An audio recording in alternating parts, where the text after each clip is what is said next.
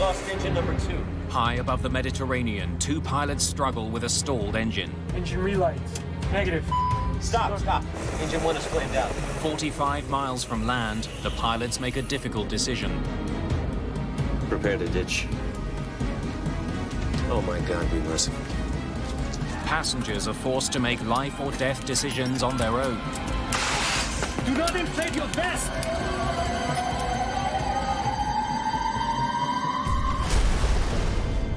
The accident will tear families apart, set in motion a massive rescue effort at sea, and trigger a multinational investigation to discover why both engines on one of the world's most popular planes stopped in mid-flight. Mayday.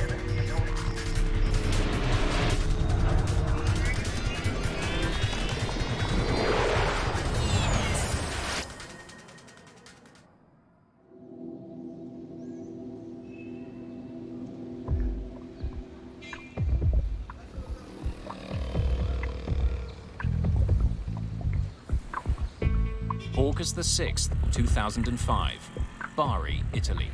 An ancient port town on the Adriatic Sea, where the past meets the present. Just north of this historic city, Bari International Airport serves 10 major airlines and more than 1.5 million passengers each year. One of those carriers is Tunisia's Tuninter Airlines. Captain Shafiq Garbi is a pilot with Tuninter. Today, he's in command of Flight 1153. The 45-year-old Tunisian is a military-trained pilot with a flawless flight record. Garbi's co-pilot is 28-year-old Ali Kabair. How much fuel are you adding? 400 kilograms. 2,700 total? Yes. Captain Garbi and his co-pilot flew from Tunis to Bari this morning to collect 34 Italian passengers. Now they're going to fly them to Djerba, a Tunisian resort island.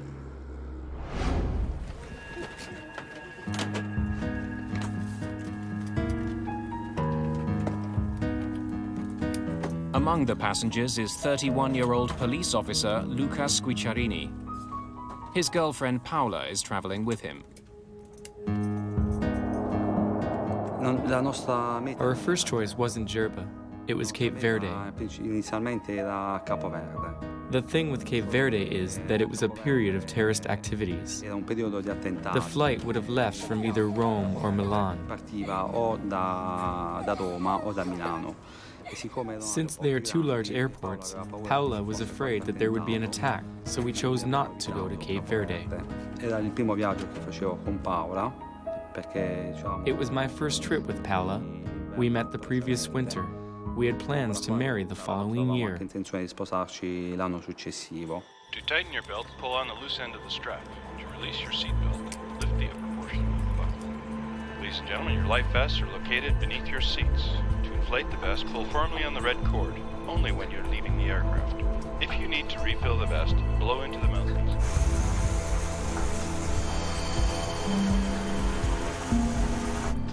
Yes, LBB, flight 1153. Permission for takeoff granted. Roger that. Clear for takeoff. Final prep for departure. The crew is flying a French-made ATR-72. The small turboprop is perfect for short flights. It doesn't need a lot of maintenance or guzzle a lot of fuel. Just after 2:30 in the afternoon, the plane takes off. 49 minutes after takeoff, Flight 1153 is 400 miles away from its destination, Djerba.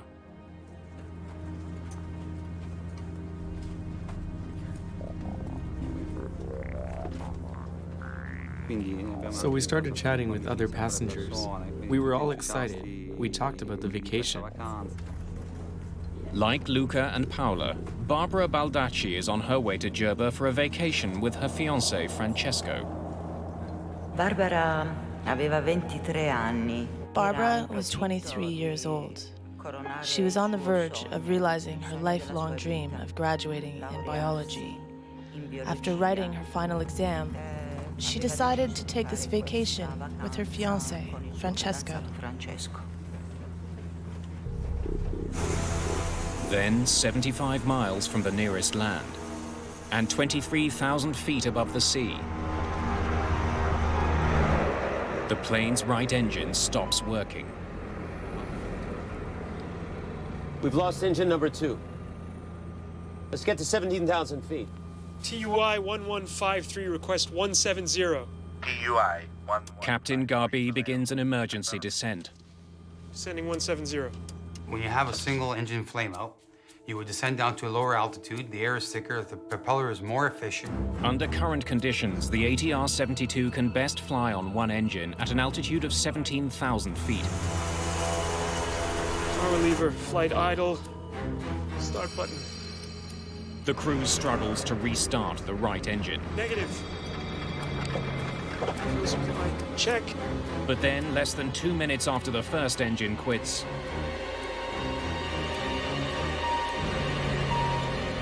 Stop! Stop. Engine number 1 is flamed out. both of the plane's engines have stopped. Si è spento inizialmente il motore destro. The engine shut off. Inizialmente pensavamo fosse addirittura un Our first attentato, thought was of a terrorist attack, since there were so many at the time. We tried to figure out what was happening, so we looked towards the cockpit to see if someone was trying to sabotage the plane. Se qualcuno voleva sabotare l'aereo. The plane is now falling to the sea at 800 feet per minute. Mayday, Mayday, Mayday. TUI 1153. We have lost both engines. Request immediate landing at Palermo. The crew still hopes to reach an airport, but they have 70 miles of ocean to cross before they're over land. Crews are trained for almost anything. There's a checklist for them to follow to solve most problems, including what to do when both engines die. Both engines flame out checklist. Fuel supply, check. The pilots don't know why their engines have stopped. The only clue they're getting is a low fuel feed warning. A low pressure warning light tells the pilot that there's low fuel pressure going to the engine. Now that could be a mechanical problem, or that could be a contamination problem. The crew follows the steps laid out by the manufacturer to relight their dead engines. Fuel supply, check. Power lever, flight idle. Start button. Engine relight. Negative. Get Shokri. The captain asks the cabin crew to bring the onboard engineer, Shokri Haboui, to the cockpit. Palermo approach. This is TUI 1153. We have lost both engines. Request immediate landing. The closest airport is in Palermo, on the Italian island of Sicily. TUI 1153, Palermo. Affirmative, you are clear for landing. Palermo approach. What is our distance to the airport? Your distance to Palermo is now 48 nautical miles. An ATR-72 will fall from the sky at a predictable rate. 1 foot down for every 16 feet forward. 48 nautical miles is further than the plane can glide. I don't think we're gonna make it.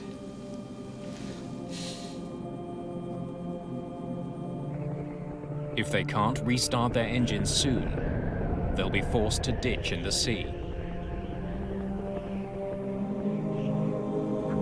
Ditching at sea is a very difficult decision to make because it's the hardest thing to do. You have swells, waves, wind. Is anybody going to see you? How long can the plane float for? Landing a passenger plane on water is extremely dangerous. In 1996, an Ethiopian Airlines pilot was forced to bring his 767 down on the Indian Ocean. The ditching was recorded by a tourist on a nearby beach. 50 people survived, but 125 people died.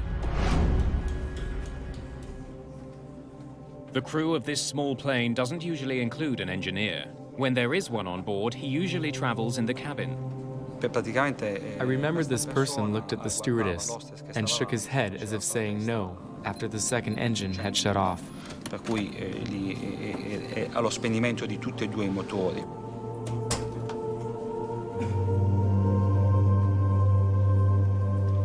per cui lì ho capito che stava cercando di fare qualcosa per That gesture showed there was nothing left to do. far funzionare questo aereo, però mi sa. The crew of Flight 1153 has tried all it can. They're running out of time and options. Flight engineer Shokri Haboui has joined in the struggle to get Flight 1153's engines started. You've run the checklist. Yes. The captain hopes the engineer will know something that isn't covered by the checklist. Attempt to restart the engines. Right engine first. Fuel supply, check. Engine 2 start, power button, on. Engine relight, negative. Palermo approach, TUI 1153. Any closer airport where we can land? Negative, 1153. Palermo Airport is the closest airport to your position. We're not gonna make it. Prepare to ditch. Oh my God, be merciful. A me non hanno detto nulla. Io mi sono accorto che qualcosa non No andava. one said anything. I noticed something wasn't right because the two engines shut off. More than once, I tried to get the stewardess's attention, asking what I should do. If I had to put on the life jacket, if I had to stand, if I should take off my shoes. I got no answer. She was in shock and started to cry. Era sotto shock e ha pianto. The senior flight attendant does give the passengers direction. The captain has decided to land the plane at sea. I'll let you imagine the panic on board. People were screaming and crying. Please stay calm and follow your crew's instructions. There were people in the front seats that had a baby girl. She had been playing and was so excited. To now see the panic in her mother's face made me feel so sad. TUI 1153. What is your fuel load? Cockpit fuel quantity 1,800 kilograms. Captain Garbi's fuel gauge shows that he has plenty of fuel. But for some reason, neither engine will restart. Just 10 minutes after the trouble began, the plane is 7,000 feet above the ocean and falling. Outside, it's completely silent. But in the cabin, there's panic. Please remain in your seats with your seatbelts fastened. My first instinct was to undo my seatbelt to prevent getting trapped when we hit the water. I didn't want to be trapped in my seat and go down in a horrible way. Secondly, I put on my life jacket and quickly blew it up. I did this to soften the blow of the impact. Il giubbino di salvataggio e l'ho gonfiato subito. Do not inflate your vests until you left the plane. A plane ditching at sea will more than likely fill with water. That's why safety procedures call for passengers to only inflate their life vests once they've cleared the plane. Otherwise, they could become trapped inside the flooded fuselage and drown. In the Ethiopian Airlines crash, many passengers ignored this advice and drowned after surviving the initial impact. Negative. The dead engines aren't the only problem confronting the crew. Engine 2 start, power. Many of their instruments get their power from the engines. Without the engines, some vital gauges are dead. On a two-engine flame-out, you go on your standby instruments, which is you have an attitude indicator, you have an altimeter. Fuel supply, check. The crew continues to try to restart their engines, but it's become clear that they've run out of time. They're not doing anything. Confirm distance, please. Your distance is now 20 miles. Boats. I see boats.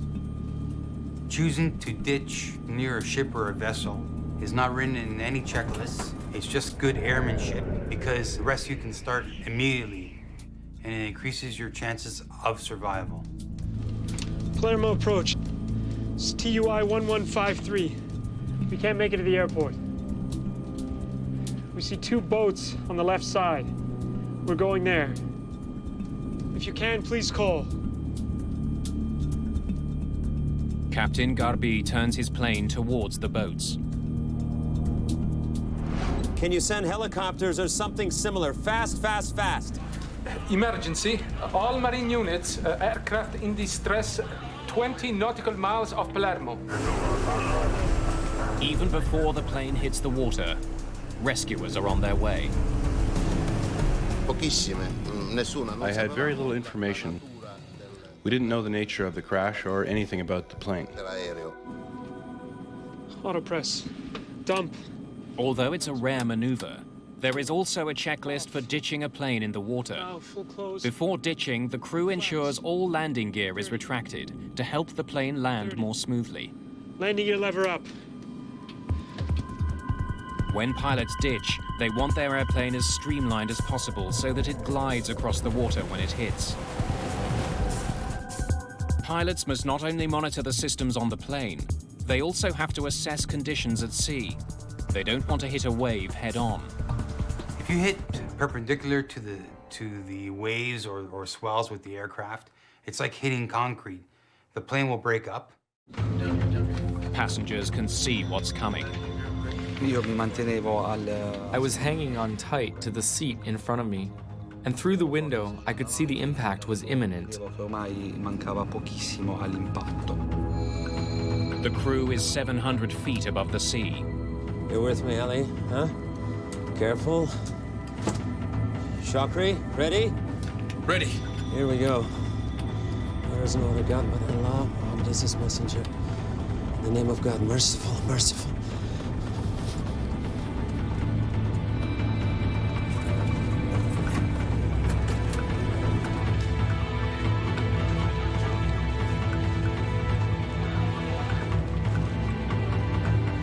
At a speed of 145 miles an hour, the plane collides with the sea.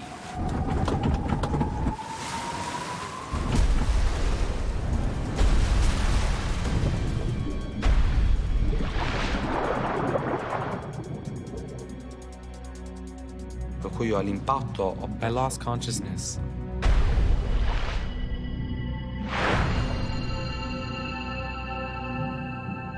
I woke up in the water. I was 2 or 3 meters underwater. I came up to the surface wearing only my pants. I had lost my life jacket and clothes on impact. I got to the surface and grabbed onto a bag. I was in shock. I was surrounded by everything. My thoughts were constantly with Paola. I thought I was going to die because I was spitting blood. I felt my lungs filling with blood.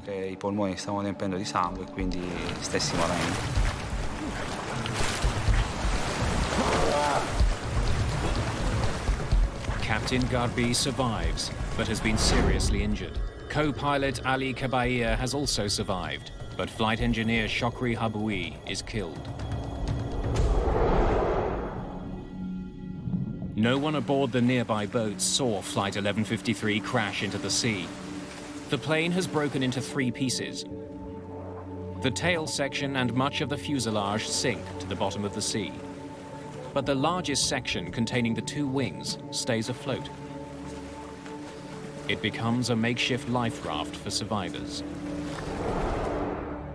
But not all of the passengers have survived. Many haven't made it out of the plane and to the surface.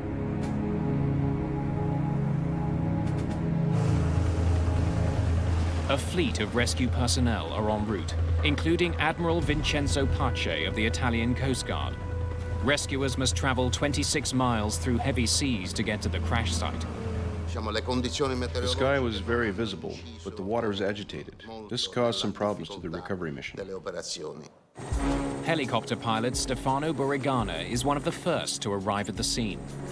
The approach control asked us if we were aware of ditched aircraft out of the coast of Palermo, and if we were able to help them to locate the airplane. When we approached the airplane, we could see the wings floating.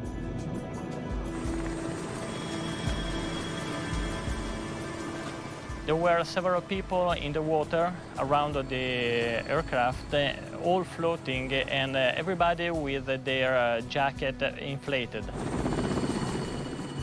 Burigana spots Luca Squicciarini floating, away from the main wreckage. There was one man without his jacket, and he was the farthest from the airplane. I decided to go over him and throw one of our life jacket to him. The Coast Guard arrives and begins pulling survivors from the sea. The actions of the people in the water made us very agile. Because of what they were doing, we ourselves did not panic. We had the calm collaboration of all these people because despite what happened, they knew help was coming and they would be rescued. Within the hour, the crash site is teeming with rescuers. They search for survivors from the water and from the air.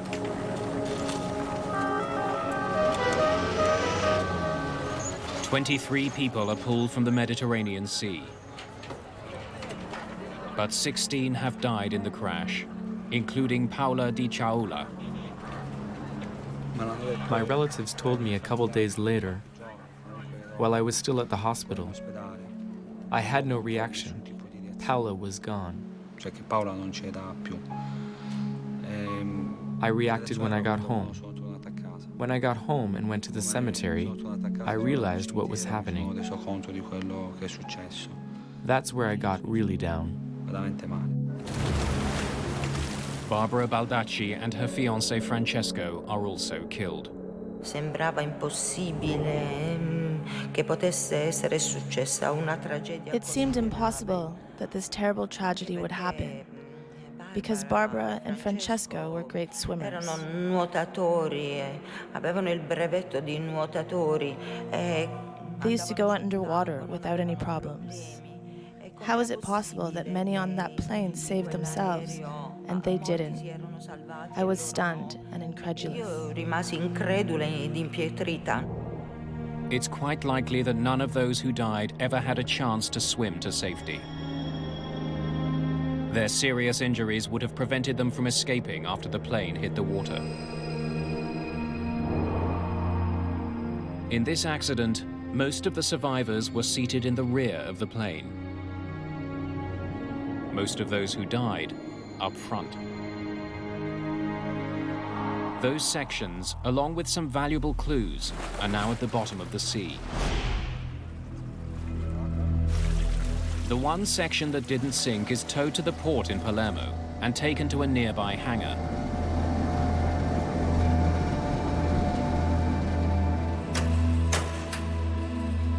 A team of agents from Italy's National Flight Safety Agency, the ANSV, begin looking for leads. Their job? Find out why Flight 1153's engines stopped in mid-flight.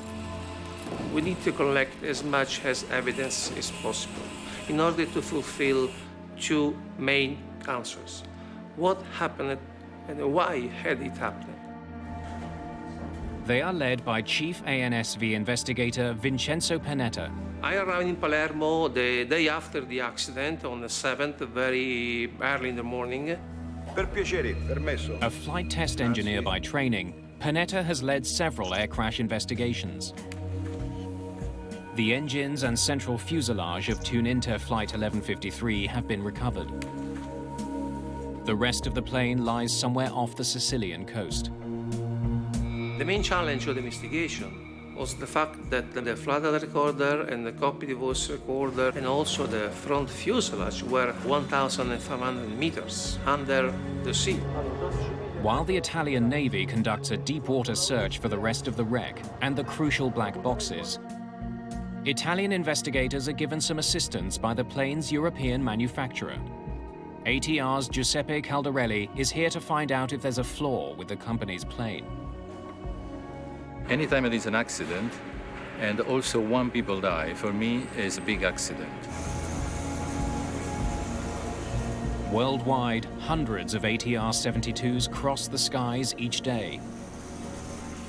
Those aircraft have a very sound structure and robust systems and are very cost efficient. Together, Panetta and Caldarelli set out to find why both engines on such an advanced airplane died in mid-flight. TUI 1153, we have lost both engines. Before it happens again.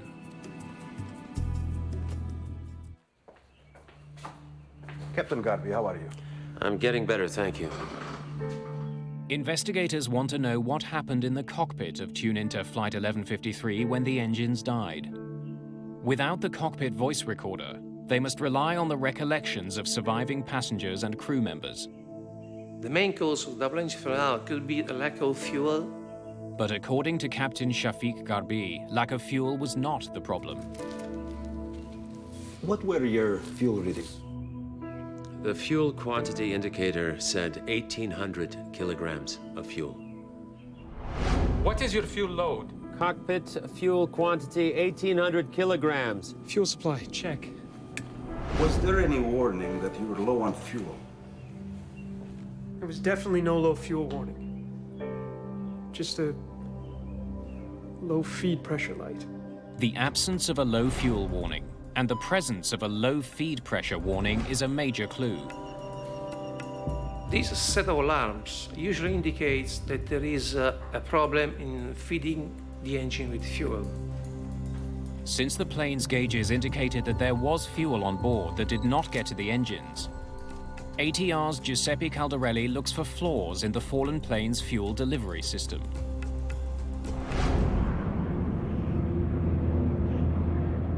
Four years earlier, an Airbus operated by Air Transat developed a leak in the fuel line that feeds the plane's right engine.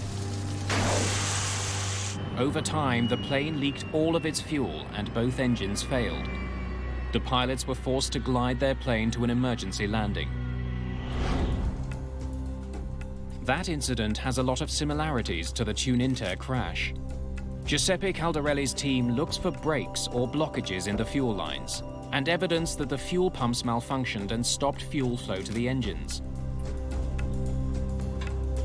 While Caldarelli waits for technicians to complete tests on pumps and lines, Panetta decides to start a new line of inquiry. He explores the possibility that the fuel that was on board was somehow contaminated. Fuel contamination can derive from 4 or 5 different sources. Kerosene-based jet fuel is very delicate. If stored or transferred improperly, it can be polluted with water, sand or fungus, even sticky residue from the hoses of refueling tankers. Any of these could prevent the fuel from properly igniting and could have caused the engines to shut down. How much fuel are you adding? 400 kilograms. The plane last took on fuel in Bari. Samples from the tanker that supplied it are taken for testing. Panetta needs to prove that one of these contaminants got into Flight 1153's fuel, prevented combustion, and caused both engines to fail. Sediments can be transferred from the tanker truck to the aircraft. So the fuel filter can be clogged and so the engine can have some problem. Technicians remove the truck's fuel filters to look for evidence of contamination. Hoses and couplings are swabbed for sticky residue or colonies of microorganisms and submitted for testing at an Italian Air Force laboratory. The fuel is filtered for minute particles suspended in the fluid.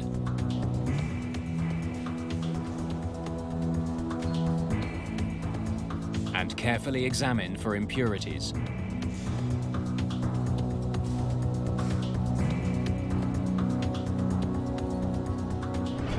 The truck's filters are also inspected for residue or sediment from the tanks. Meanwhile, in Palermo, Caldarelli and his technicians have completed tests on Flight 1153's fuel lines and pumps. The tests are thorough, the results conclusive. The fuel feed line were okay, were no leak. If the fuel delivery system was working, and the two pilots remember having ample fuel, the fuel quantity indicator said 1,800 kilograms of fuel. Then why had the engines failed? When test results from the Bari fuel tanker come in, they too are conclusive. The fuel filters, hose couplings, and tanker fuel at Bari Airport are clean. So fuel contamination as a source of double engine flame out was then excluded. At this point, the investigators still don't know what caused the downing of Tuninter Flight 1153. But something has been eating at Panetta. If the plane was filled with fuel, and since the fuel is stored in the plane's wings, why did the wing section float? Floating on the wing indicates that the weight of the wing was not so high. We have been told by ATR that if the amount of fuel that was supposed to be into the wing, around 2,000 kilograms, were on the fuel tanks, the wings maybe would have not been able to float. Panetta suspects the plane didn't have as much fuel as the pilots thought, but he doesn't know how that could be. 2 weeks into the investigation, Panetta gets an important lead in the case. After 2 weeks of the event, we received some technical documentation from the aircraft operator. According to the logs, Captain Garbi flew the same aircraft the day before the accident. After that flight, he reported a problem with his fuel gauge. When he left the aircraft the day before, he reported that the right display float indicator was out of service, so it needed to be replaced. The fuel quantity indicator, or FQI, is a gas gauge that tells pilots how much fuel is left on board. The lights on the FQI were malfunctioning, and Captain Garbi made a note of this in the maintenance log. We were able to see that the fuel quantity indicator was changed the day before the event. The maintenance log raises the possibility that the FQI that the mechanic installed was not the right one for the plane. It doesn't seem to have the right model number. Tuninter flies 2 models of ATR aircraft, the ATR-42 and the larger ATR-72.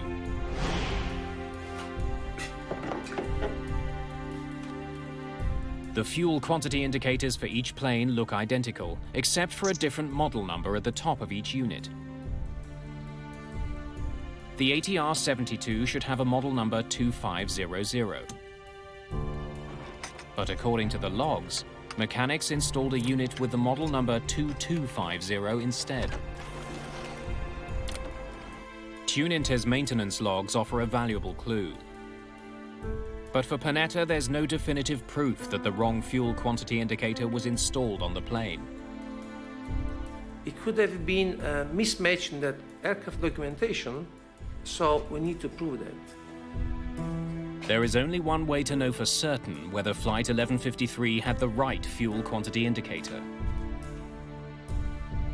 Go find it at the bottom of the sea. We need, of course, to recover the wreckage from bottom aircraft to physically see what was the fuel quantity indicator installed on the aircraft. Not until 3 weeks after the crash do investigators recover wreckage from the sea. The data from the plane's black boxes confirms what the pilots have been saying. There was no warning of low fuel, so there appeared to be enough fuel to make the flight. The black boxes can't solve this mystery. Investigators hope that the tail and front section can. They are hauled aboard a naval vessel from the sea.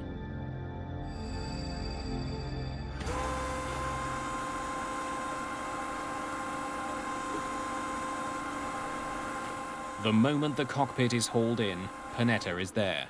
There's only one thing he wants to see inside.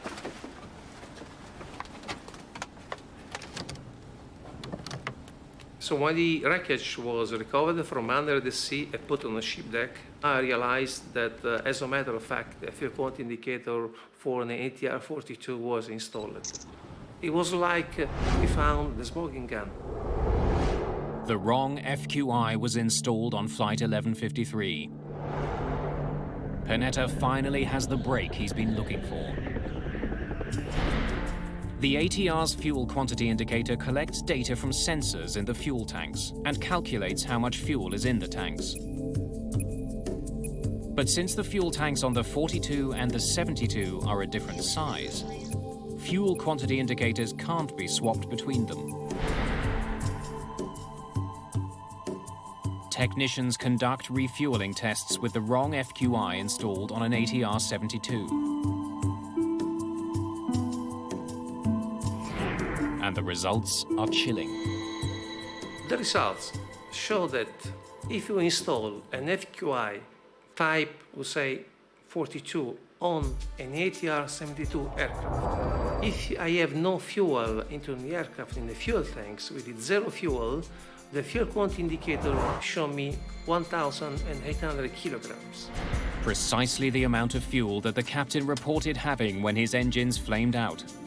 Cockpit fuel quantity 1,800 kilograms.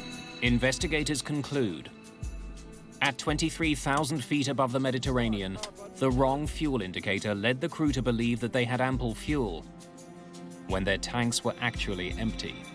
Engine relight. Negative. They're not doing anything. The engines could not possibly have been restarted. With hundreds of ATR 42s and ATR 72s still flying, the implications are stark. Could there be other planes flying with the wrong gauge? The first safety recommendation was to mandate all operators that use ATR 42 and 72 aircraft in their fleet to check whether the right fuel quantity indicator was installed on the aircraft. Panetta and Caldarelli have uncovered the error that caused both of Flight 1153's engines to quit in mid-air.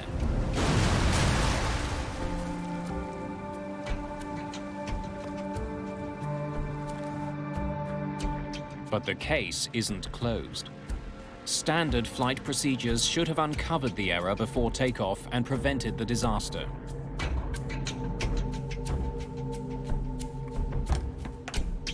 Captain Garbi's aircraft went in for repairs in Tunisia the night before the crash. The plane's FQI indicated 790 kilograms of fuel in the tank.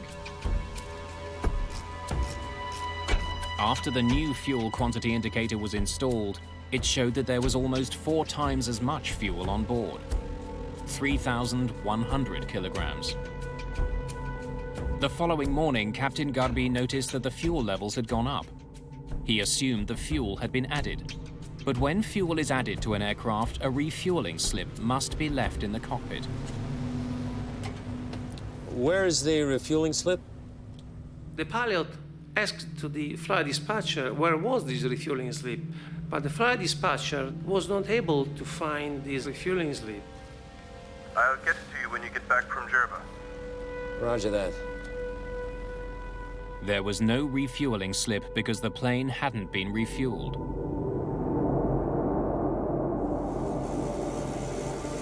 In spite of regulations, the captain left without that vital piece of paper. There are some standard regulations requiring the pilot to take off only when he is sure about the quantity of fuel. With the wrong fuel indicator on board and less fuel than he believed, Captain Garbi makes it to Bari, Italy, and tops up his plane for the next leg of the trip to Djerba.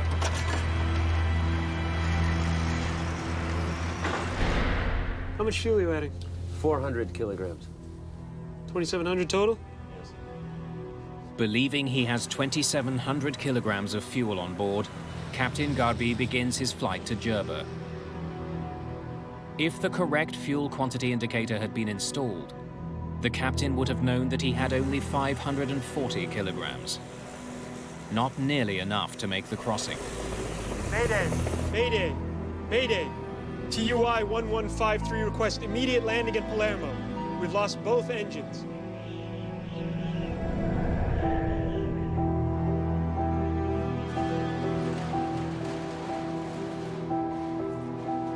Panetta's investigation comes to a close. He draws up his final report. His colleague, Giuseppe Caldarelli, voices a bold view. Even with no fuel and dead engines, Flight 1153 could have made it to land. The aircraft was in a position that allowed to reach Palermo. TUI 1153. Caldarelli wonders if the pilots did everything they could have to get the plane safely to Palermo. TUI 1153. Investigators get some unexpected answers by having seasoned pilots fly the exact same flight with the exact same problems. Okay, we are now in big trouble because the second engine has gone off, so... Vincenzo Panetta's investigation into the crash of Tuninter Flight 1153 has uncovered the events that led up to the accident. Now he and Giuseppe Caldarelli need to resolve one question. Did mistakes made by the pilots cost people their lives? We're not gonna make it. Prepare to ditch. Caldarelli and his team study the plane's specifications and draw a surprising conclusion. Flight 1153 could have been able to glide to Palermo. According to manufacturer data, an ATR is able to glide 3 miles for every 1,000 feet of descent. With the help of the tailwind that day, Flight 1153 could have been able to glide 70 miles to Palermo. The crew might have been able to make it. Landing gear lever up. So what had the pilots done wrong?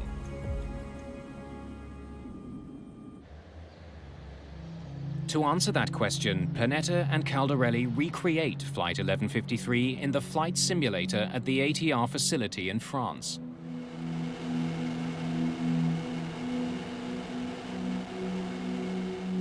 Test pilots try to glide an ATR-72 for 70 miles from the altitude at which Flight 1153 lost its second engine.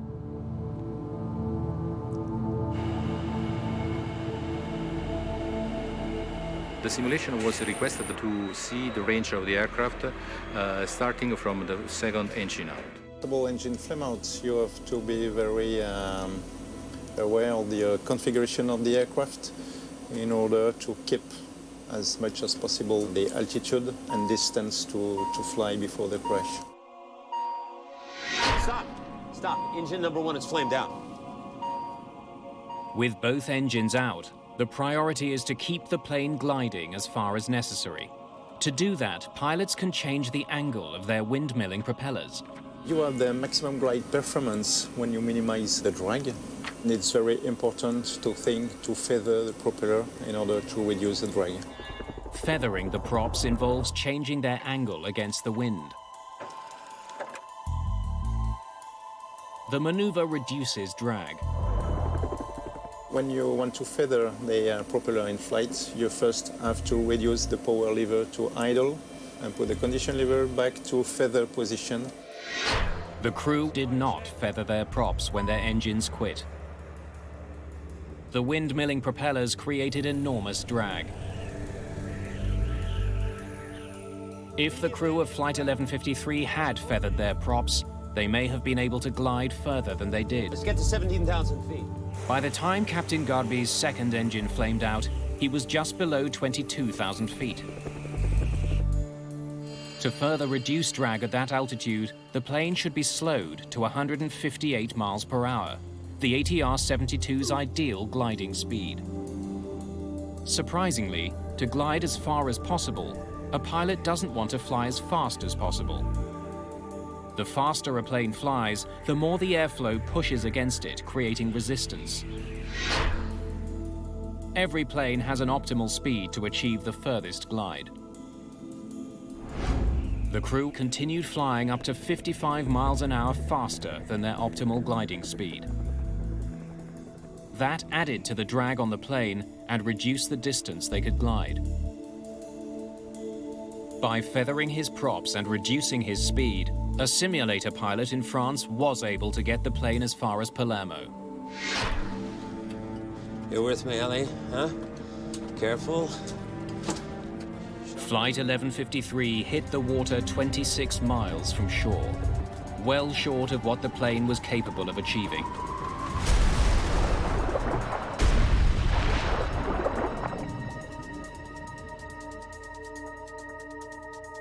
The simulation confirmed that the crew might have been able to make it to land. It was theoretically possible to reach the coast, but it was also very difficult to achieve that result. Simulator pilots had one big advantage over the crew of Flight 1153. They weren't in a life or death situation, and they knew they had to glide instead. Fuel supply, check. But Captain Garbi didn't know he was out of fuel. He didn't think he'd need to glide to Palermo. Garbi focused on restarting the engines instead. Feathering the props isn't part of that procedure. If the captain had known he was out of fuel, he might have acted to maximize glide instead. Once he realized that his engines wouldn't start, his focus was on trying to find a place to ditch the plane. Captain Garbi also had to contend with a lack of instruments, as well as radio interruptions. TUI 1153. What is your fuel load? Cockpit fuel quantity, 1,800 kilograms. Most importantly, Captain Garbi had the lives of his 34 passengers to consider. Of course, it's much easier to cope with that kind of situation on the simulator, because if you do wrong, if you crash the aircraft, you have the magic button, right, reset, everything is okay again. And that's very different in the real life with passengers behind and when it's your life. Your distance is now 20 miles. We're not going to make it. The simulation highlights the importance of proper training to deal with unlikely situations, such as a twin-engine flameout. In aviation, it's a very rare event. Vincenzo Panetta's report urges airlines to train their pilots how to ditch without engine power. Better pilot training is just one of 17 safety recommendations in the accident report. Perhaps the most important, that ATR redesign the fuel quantity indicator. In order to prevent a fuel quantity indicator type 42 on a 72 aircraft and vice versa. To prevent mechanics from installing the incorrect part, Panetta believes that the only answer is to design the FQIs so that they only fit on the plane they're meant for. 9 men face charges of criminal negligence for the downing of Flight 1153, including the Tuninter mechanic who installed the wrong FQI, and Captain Garbi.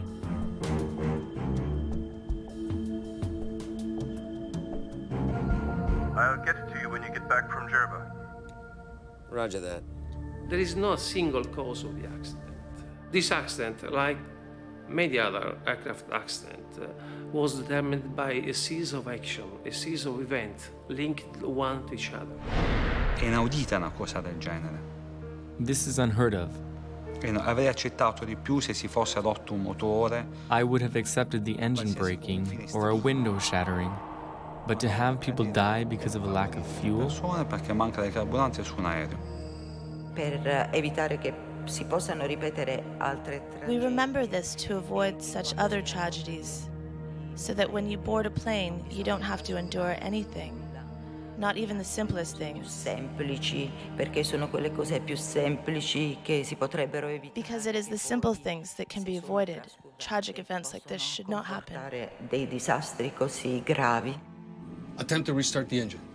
The crash of Flight 1153 was caused by a series of grave errors on the ground and in the air. But the flight data recorder does show that the crew's last move before hitting the water was absolutely perfect. Here we go.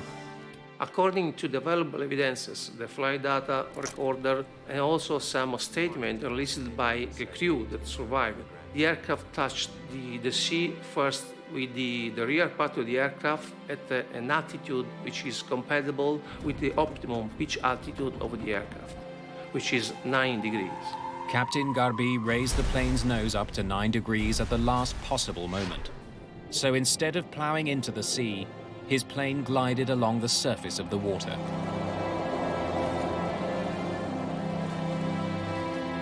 The maneuver likely saved lives by allowing more passengers to escape the ruined aircraft. His flying may have prevented this accident from becoming an even greater tragedy.